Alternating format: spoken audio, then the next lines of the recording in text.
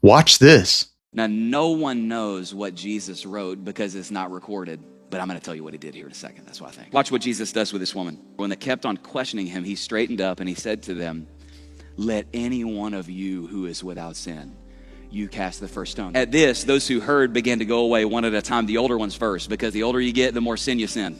So what did Jesus write on the ground? Now, there's theories, okay? Some people's theory is Jesus stoops down. Remember, his finger. That's really important. Some people's theory is Jesus stoops down and he begins to write the names of the men who were there who had sinned sins that required Old Testament capital punishment. I don't think that's what happened. Some people think Jesus stooped down, and back in that day, powerful men, even religious men, they would have mistresses sometimes.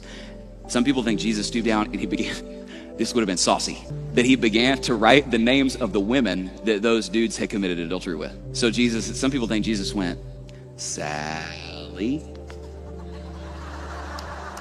I don't think that's what he did. Here's what I think Jesus did.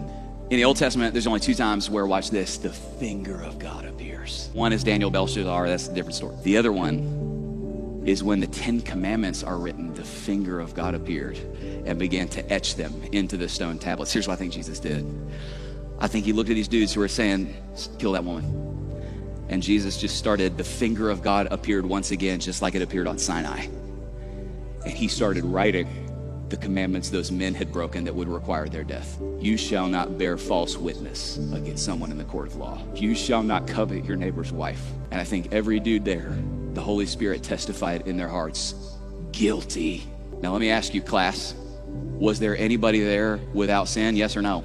There was one who was without sin, and his name was Jesus. And so the only person there who actually had the right to pick up a stone and start slamming it into the skull of that woman, he looked at her and he said, "Listen, if they don't condemn you, I refuse to condemn you." Why? Because I'm going to take this woman's place. I'm going to be crucified and die in her stead so that she doesn't have to do this. And Jesus was saying to this woman, "Neither do I condemn you." Here's what he was saying. "Woman, everyone who wants to condemn you can't, and the only one who could won't, because I came to save you." If you like this video, follow for more.